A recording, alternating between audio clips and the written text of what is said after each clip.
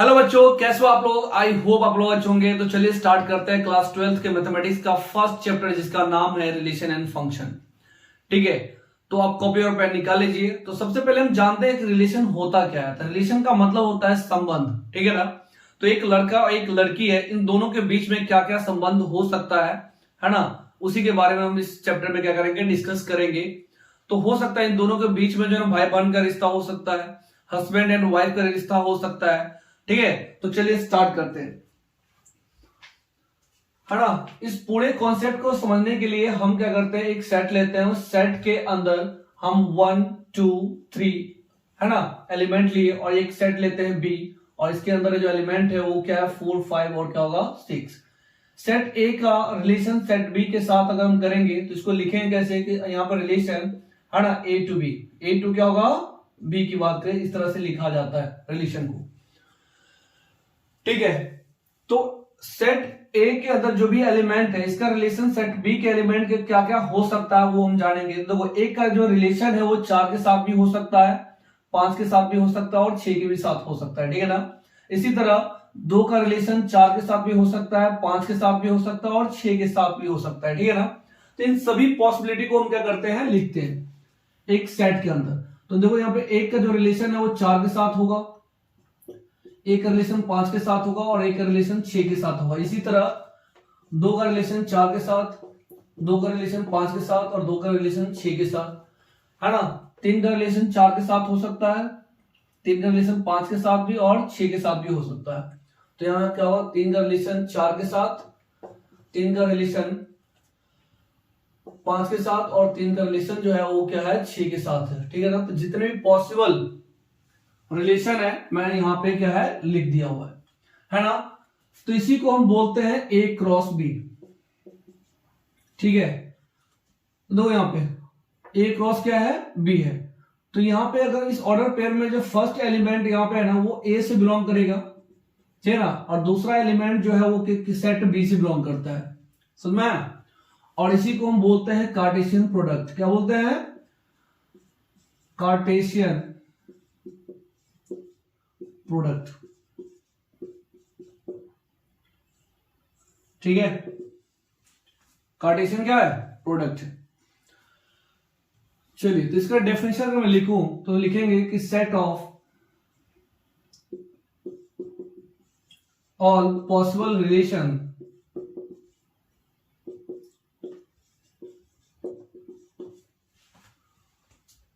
of element of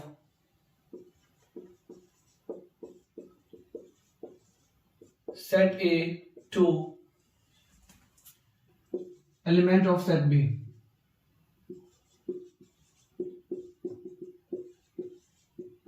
ठीक है ना। तो सेट ए के जो भी एलिमेंट है वो सेट बी के साथ है ना, जितना भी पॉसिबल क्या रिलेशन हो सकता है हमने यहाँ पे लिख चुका है। इसी को हम क्या बोलते हैं, कार्टेशियन प्रोडक्ट है। ठीक है, ठीक है।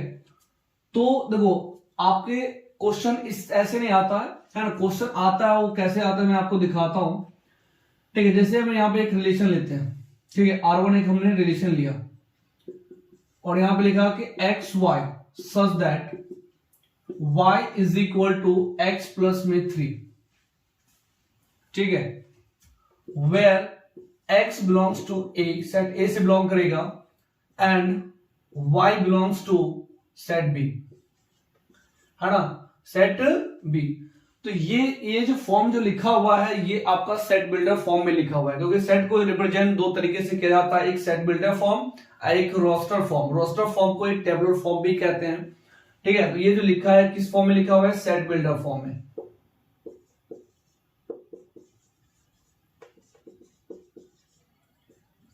ठीक है, अब इसको जो है ना हम क्या करेंगे, रोस्टर फॉर्म में लिखेंगे। तो R1 हमने एक रिलेशन लिया था। ठीक है, तो देखो x का जो वैल्यू हमें लेना है वो सेट a से लेना, और जो है y जो आएगा वो सेट b में उसके साथ रिलेशन हो जाएगा। ठीक है ना। तो हम क्या करते हैं, x का जो देखो सेट a का जो पहला एलिमेंट जो 1 है, हम x का वैल्यू यहां पुट करेंगे। तो हमने x का वैल्यू यहां पे 1 पुट करेंगे तो y कितना हो जाएगा, 4 हो जाएगा, है ना।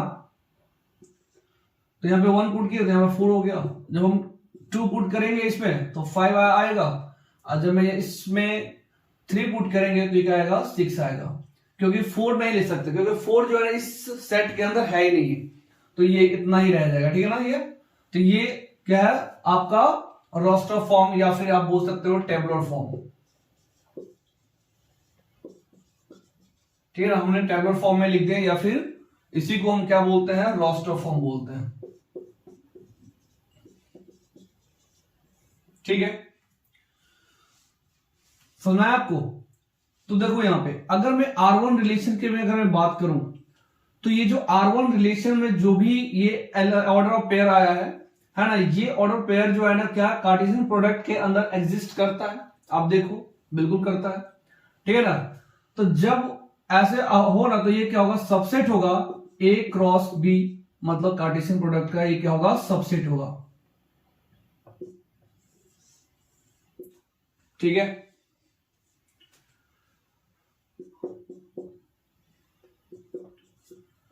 देखो एक और मैं रिलेशन लिखता हूं, यहां पे लिखते हैं कि R2 एक रिलेशन लिया हमने, है ना, इसमें लिखेंगे कि एक्स वाई सच दैट, है ना, देखो y ग्रेटर देन क्या होगा x, y जो है वो ग्रेटर देन क्या है x है, where x belongs to set A and y belongs to set B की बात करूं। ठीक है, where x belongs to set A और y बिलोंग्स टू क्या होगा सेट B। तो देखो यहां पे क्या है कि y ग्रेटर देन x है, मतलब x से बड़ा क्या है y है। जितना भी मैं अगर मैं बात कर रहा हूं तो मैं इन दोनों सेट के ही बारे में बात करूं कि सेट A और सेट B के रिलेशन की ही बात करूंगा। ठीक है ना, तो अगर मैं बोलूं कि देखो इस सेट A और सेट B के अंदर जितने भी तमाम क्या रिलेशन था मैंने यहां पे लिखा हुआ है। ठीक है, तो यहां का जो फर्स्ट एलिमेंट है वो किससे बिलोंग करेगा x से बिलोंग करेगा, और दूसरा जो एलिमेंट है इसके अंदर ये किससे बिलोंग करेगा y से बिलोंग करेगा, है ना। तो इन दोनों में y बड़ा है, अरे बोलो हाँ है ना, तो y बड़ा है। तो अगर हम बात करें तो क्या इस रिलेशन के अंदर जो है ना ये पूरा पॉसिबिलिटी है ना रिलेशन आने का। ठीक है ना, तो R2 अगर मैं बात करूं तो इसमें क्या आ जाएगा कि y जो है ग्रेटर देन क्या है x है, तो मैं लिखूंगा कि यहां पे 1 4 हो गया। ठीक है ना, इसी तरह अगर बात करें 1 क्या होगा 5 होगा, 1 क्या है 6 होगा। देखो ये x है ये क्या है y है, तो y जो है बड़ा किससे है x से है। इसी तरह अगर बात करूं तो 2 4 2 5 2 6, इसी तरह अगर बात करूं तो 3 4 3 5 और क्या होगा 3 6 की बात करें। है ना, ये सारे पॉसिबिलिटी क्या है इसके अंदर आ गया इस रिलेशन के अंदर। तो देखो जब कोई रिलेशन है ना कार्टेशियन प्रोडक्ट के इक्वल आ जाए, क्या आ जाए कार्टेशियन प्रोडक्ट के इक्वल आए, तो वैसे रिलेशन को हम बोलते हैं यूनिवर्सल रिलेशन। क्या बोलते हैं यूनिवर्सल रिलेशन। ठीक है, सॉरी यूनिवर्सल क्या होगा रिलेशन। ठीक है, समझ में आया आपको, ऐसे रिलेशन को क्या बोलेंगे हम यूनिवर्सल रिलेशन। ठीक है, हम थोड़ा जानेंगे, एक आता है एम्प्टी रिलेशन।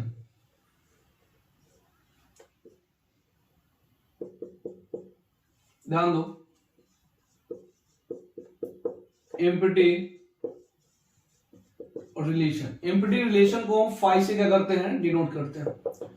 एम्प्टी रिलेशन को समझाने के लिए एक और हम क्या करते हैं रिलेशन लेते हैं, हम लेते हैं R3 एक रिलेशन लिए और R3 के अंदर हमने लिखा एक्स वाई सच दैट, है ना, x ग्रेटर देन क्या होगा y, है ना, x ग्रेटर देन क्या होगा y, where x belongs to A and क्या होगा y बिलोंग्स टू क्या होगा B की बात करें, सेट B की बात करता हूं मैं इसमें। तो देखो सेट देखो x का जो वैल्यू है सेट A से आएगा और y का वैल्यू सेट B से आएगा। बट बताओ सेट A के अंदर जो भी एलिमेंट है वो क्या सेट B के एलिमेंट से बड़ा हो सकता है क्या, नहीं। यहाँ पे x ग्रेटर देन क्या है y, मतलब y से बड़ा क्या है x है, तो ऐसे तो कोई भी रिलेशन में आएगा, कोई भी एलिमेंट में ऑर्डर पे आएगा ही नहीं, है ना। तो R3 के अंदर जो है ना एक भी एलिमेंट नहीं आएगा, तो इसके लिए हम या तो ऐसे लिख देंगे या तो 5 लिख देंगे, समझ में आया। इसके अंदर कोई भी एलिमेंट नहीं आएगा, है ना। तो ऐसे रिलेशन को हम क्या बोलते हैं, एम्प्टी रिलेशन बोलते हैं, ठीक है। तो फर्स्ट ऑफ ऑल आप इसको नोट डाउन करो। अब हम पढ़ेंगे टाइप्स ऑफ रिलेशन, जो आपके टेरा बुक के अंदर दिया हुआ है। ये हम 11th के कुछ पार्ट को थोड़ा डिस्कस किए हैं, ताकि आगे जो है ना आपको समझ में आ जाए। तो फर्स्ट ऑफ ऑल आप इसको क्या करो, नोट डाउन करो।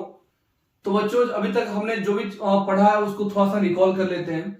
मैंने आपको बताया कि अगर कोई रिलेशन है ना, जैसे R1 हमने लिए थे, अगर कोई रिलेशन का जो ऑर्डर पेयर है ना, सेट ऑफ ऑर्डर पेयर की अगर बात करें, वो कार्टेशियन प्रोडक्ट के अंदर जो एग्जिस्ट करेंगे तो वो क्या होगा, सबसेट एंड इक्वल टू क्या होगा, है ना, A क्रॉस B की बात करें, क्या ना, ये सबसेट होगा, है ना। ये जो है सबसेट एंड इक्वल टू का क्या है, साइन है। हमने ये भी बताया था कि अगर कोई रिलेशन R2 के केसेस की अगर मैं बात करूं, तो R2 केस में क्या था कि R2 जो था वो कार्टेशियन प्रोडक्ट का इक्वल था, है ना। तो A क्रॉस B के इक्वल हो जाएगा, है ना। तो ऐसे रिलेशन को हम बोलते हैं क्या, यूनिवर्सल रिलेशन की बात करें, यूनिवर्सल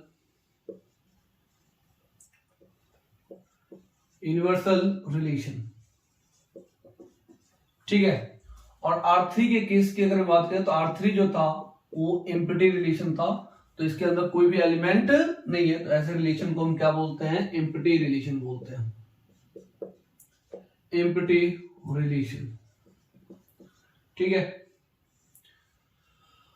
एम्प्टी क्या होगा, रिलेशन। तो सम टाइम कभी कभी जो है ना यूनिवर्सल रिलेशन और क्या होगा, एम्प्टी रिलेशन को हम बोलते हैं ट्रिवियल, क्या बोलते हैं, ट्रिवियल रिलेशन भी बोलते हैं, ट्रिवियल रिलेशन, ठीक है। ट्रिवियल क्या होगा, रिलेशन। तो चलिए स्टार्ट करते हैं। हम अभी पढ़ते हैं टाइप्स ऑफ रिलेशन।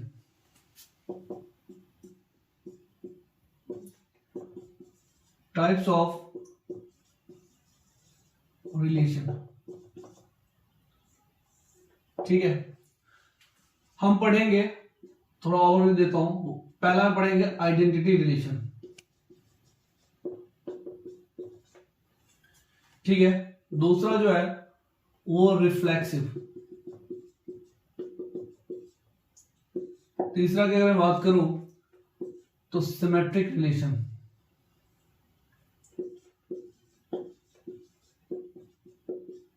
ठीक है। और फोर्थ जो है, ठीक है ना, उसे बोलते हैं ट्रांजिटिव, ठीक है। तो रिलेशन का ये जो है टाइप्स है, पहला आइडेंटिटी, रिफ्लेक्सिव, सिमेट्रिक एंड क्या होगा, ट्रांजिटिव की बात करें, ठीक है ना। ये जितने भी रिलेशन है ना, वो सेट ए का रिलेशन सेट ए के साथ ही होगा, ठीक है। तो इस केसेस के अंदर में एक सेट हम ए लेते हैं, और इसके अंदर जो एलिमेंट है 1 2 एंड क्या होगा, 3 की बात करें, तो इसका जो है सेट ए का रिलेशन सेट ए के साथ ही होगा। ये तमाम रिलेशन की अगर मैं बात करूं तो आइडेंटिटी रिलेशन हेडिंग डालते हैं। आइडेंटिटी रिलेशन होता क्या है,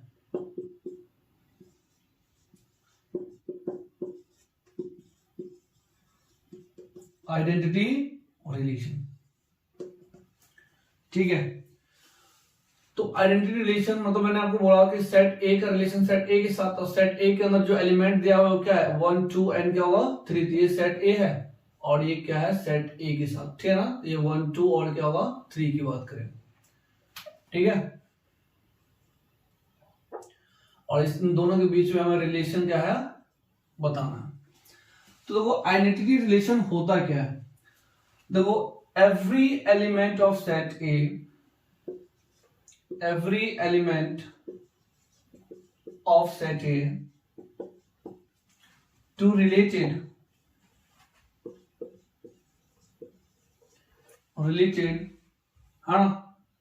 by itself only।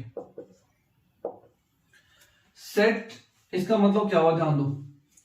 Every element of set ए है टू रिलेटेड बाय इटसेल्फ, है ना। ओनली की अगर बात करें तो सेट ए का जो एलिमेंट है एक के साथ रिलेट करेगा, रिलेशन बनाएगा, 2 के साथ रिलेशन बनाएगा, और 3 क्या होगा के साथ रिलेशन क्या होगा बनाएगा, ठीक है ना। तो ऐसे रिलेशन को हम आइडेंटिटी रिलेशन कहते हैं, है ना। इसमें डबलेट्स जो है वो क्या है, होता है। और ऐसे पॉसिबल, ऐसे सेट जो है पॉसिबल क्या है, एक ही, इसके अलावा नहीं हो सकता, ठीक है ना। तो इसके अंदर जो एलिमेंट जो आएगा वो क्या होगा बताओ, 1 1 2 2 और 3 3 होगा, ठीक है। तो ऐसे रिलेशन को हम बोलेंगे आइडेंटिटी रिलेशन,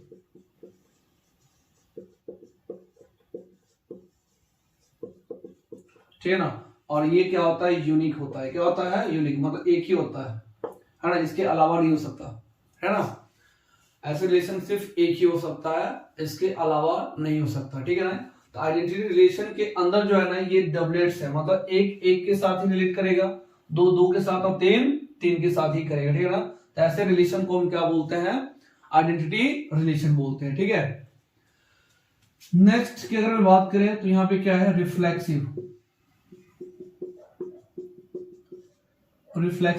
रिलेशन, ठीक है। रिफ्लेक्सिव रिलेशन की अगर मैं बात करूं तो इसमें क्या होगा, ध्यान दो, इसके अंदर जो है डबलेट्स जो हमने बोला है ना, ये क्या है, डबलेट्स है। तो ये जो डबलेट्स है वो मैंडेटरी होना चाहिए, इसके साथ ही जो है ना ऑप्शन भी होता है, ठीक है। तो अगर मैं बात करूं, ध्यान दो,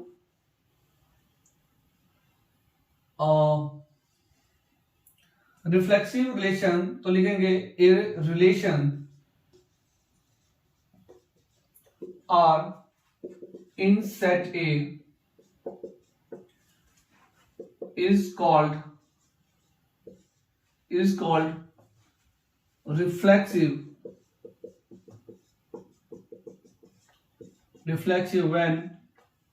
when या फिर आप if लिख सकते हो, if a belongs to R, ठीक है ना, and A belongs to set A, ठीक है। A belongs to R और क्या है, A belongs to set A से बिलोंग करेगा, ठीक है ना। तो ऐसे केसेस के अंदर में मैं बात करूं, ध्यान दो, तो इसके अंदर रिफ्लेक्सिव के अंदर जो है डबलेट्स भी होगा, मतलब इसके अंदर डबलेट्स मैंडेटरी है, मतलब 1 1 के साथ, 2 2 के साथ और 3 3 के साथ, ठीक है ना। और इसके अलावा भी जो है ना ये रिलेशन क्या किसी दूसरे के साथ भी रिलेशन रख सकता है, ठीक है ना। तो ऐसे केसेस के अंदर में हम लिखेंगे 1 1 के साथ होगा, 2 2 के साथ होगा, 3 3 के साथ होगा, ठीक है ना। अगर मैं बोलूं 1 3 के साथ होगा ना, 3 के साथ होगा। तो ऐसे केस के अंदर के हम बात करें तो ये वाला जो पार्ट है, ठीक है, ये वाला पार्ट वो मैंडेटरी होगा, मतलब होगा ही होगा, इस रिलेशन में होगा ही होगा, ठीक है, मैंडेटरी है ये, ठीक है, ये मैंडेटरी है। और ये अगर हम बात करें तो ये ऑप्शनल है, ये हो भी सकता है और नहीं भी हो सकता है, ठीक है ना। तो अगर हम बात करें जितना भी क्या है आइडेंटिटी रिलेशन है वो रिफ्लेक्सिव हो सकता है, ठीक है ना, और सारा रिफ्लेक्सिव आइडेंटिटी नहीं हो सकता, समझ में आया।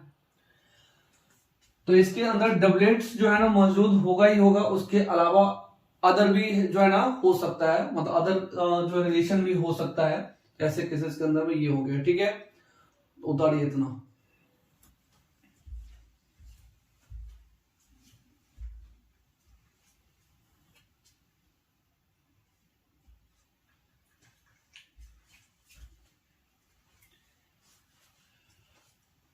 ठीक है, इसी में एक और हम कर लेते हैं, सिमेट्रिक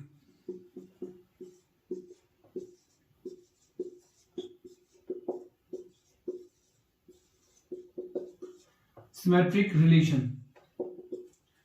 सिमेट्रिक रिलेशन में हम लिखेंगे A relation R in set A is called, क्या होगा, सिमेट्रिक व्हेन, लिख देते हैं, A relation R in set A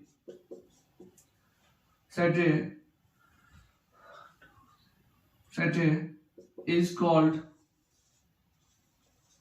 symmetric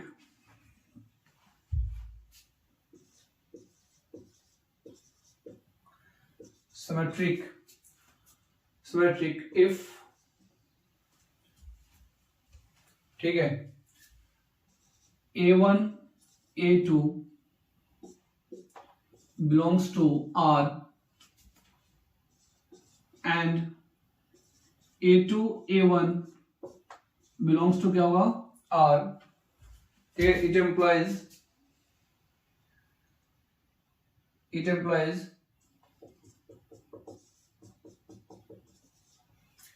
A1 A2 belongs to set A। ठीक है, ये आई थिंक आपको समझ में नहीं आया, तो मैं यहां पे आपको क्या करता हूं, समझा देता हूं। ठीक है, यहां पे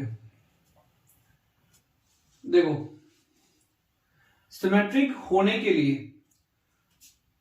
अगर हम बात करें तो यहां पे क्या होगा, जैसे मैं 2 1 लेता हूं, ठीक है ना, तो इस सेट के अंदर 1 2 भी होना चाहिए, इसका जस्ट उल्टा, है ना। हर एक एलिमेंट की अगर बात करें, अगर कोई ऑर्डर पेयर अगर 2 1 है तो इसका जस्ट उल्टा होना चाहिए। अगर मान लो क्या है, यहाँ पे 3 1 है, ठीक है, तो इसका क्या होगा, उल्टा 1 3 भी होना चाहिए इसके अंदर। तो ऐसे सेट को हम, ऐसे रिलेशन को हम क्या बोलेंगे, सिमेट्रिक रिलेशन बोलेंगे। ठीक है, और जितने भी डबलेट्स है, जितने भी क्या है डबलेट्स है, इसका उल्टा क्या होगा, वही होगा, है ना। तो डबलेट्स अगर आता है इस केसेस के अंदर तो उसको चेक करने की जरूरत नहीं है, वो सिमेट्रिक हो सकता है। ठीक है, तो डबलेट्स अगर आएगा तो उसके अंदर हम चेक नहीं करेंगे। अगर डबलेट्स के अलावा अगर कोई एलिमेंट है, जैसे यहाँ पे 1 3 है, और सिमेट्रिक होने के लिए इस सेट के अंदर 3 1 होना जरूरी था, ठीक है ना, तब जाके ये सिमेट्रिक होता, अदरवाइज ये क्या है, रिफ्लेक्सिव है। समझ में? और डबलेट्स होगा तो हम उसको चेक नहीं करेंगे, उसको भी हम बोल देंगे सिमेट्रिक। ठीक है ना, सॉरी, उसको भी बोल देंगे क्या होगा, सिमेट्रिक। तो हमने यहाँ पे बोला कि यहाँ पे अगर मान लो इस केसेस के अंदर, अगर हमें एक एग्जांपल मैंने यहाँ पे ले लिया आपको, दूसरा एग्जांपल अगर लिखते हैं तो यहाँ पे 1 1 हो गया, ठीक है, एक सेट के अंदर, है ना, 2 2 हो गया। मैं जितना मैं बात कर रहा हूँ इस सेट को, है ना, यहाँ पे बात कर रहा हूँ, 2 2 हो गया, 3 3 हो गया, है ना, 1 2 हो गया, 1 क्या है, 2 हो गया। तो इस अगर ऐसे रखेंगे तो यहाँ पे ध्यान दो, अगर यहाँ पे डबलेट्स तो है बट इसके अलावा भी कोई ऑप्शनल है तो इसको हम क्या बोलेंगे भाई, ये आपका रिफ्लेक्सिव हुआ। ठीक है, सिमेट्रिक होने के लिए देखो डबलेट्स को तो हम चेक नहीं करेंगे, ठीक है ना। हम यहाँ पे देखो डबलेट्स के अलावा ये 1 2 है, इसको हम क्या करेंगे, 1 2 के अलावा यहाँ पे अगर 2 1 होता तब जाके इसको हम क्या बोलते हैं, इसको हम सिमेट्रिक बोलते हैं, अदरवाइज ये क्या है, रिफ्लेक्सिव ही है। ठीक है, तो जो देखो आइडेंटिटी रिलेशन की अगर मैं बात करूं, आइडेंटिटी रिलेशन जो होता है वो आपका रिफ्लेक्सिव भी होता है, सिमेट्रिक भी होता है। ठीक है, तो आप सबसे पहले आप इतना उतारिए।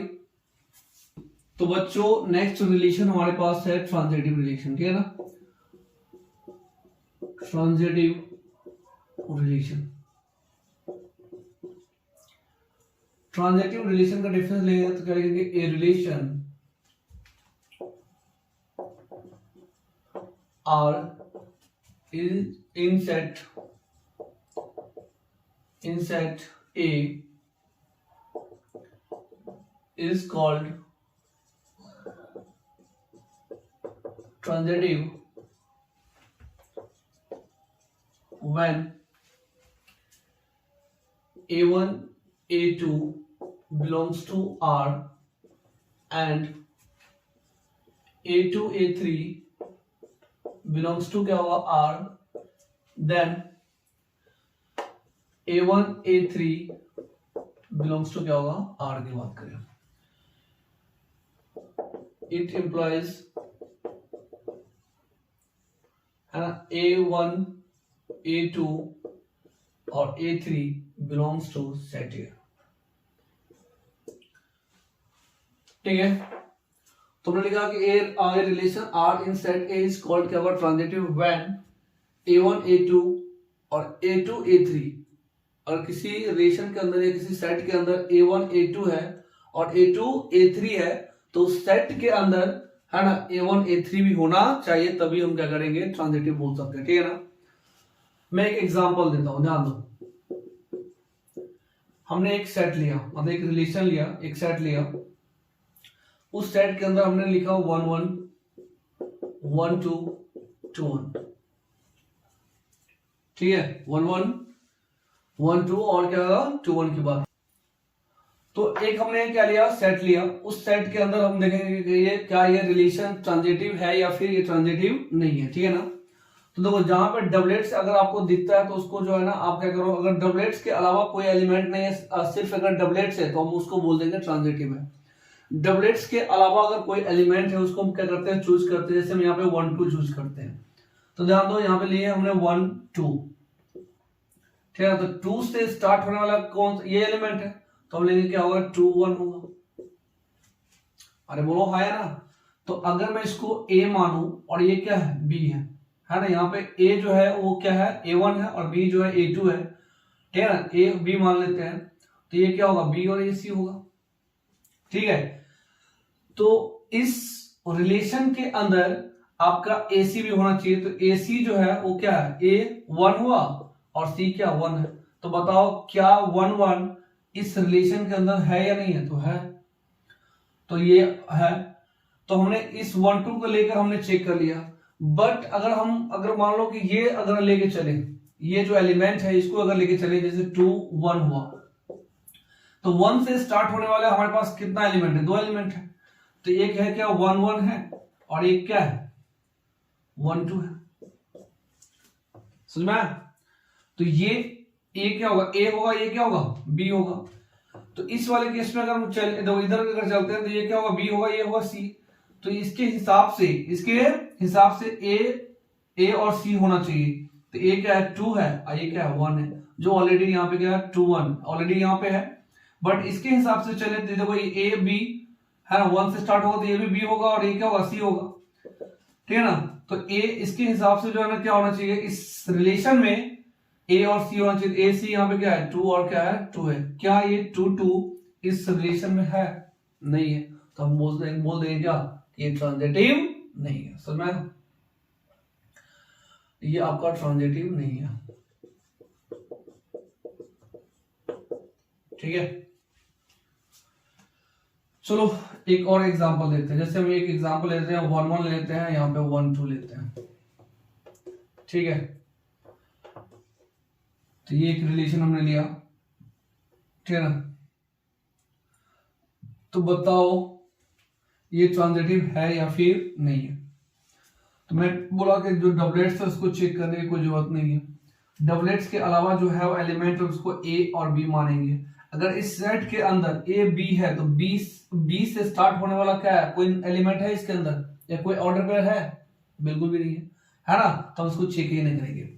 अगर A B है और B C भी है तो हम AC चेक करेंगे, समझ में, ठीक है। तो ये क्या होगा ट्रांजिटिव होगा।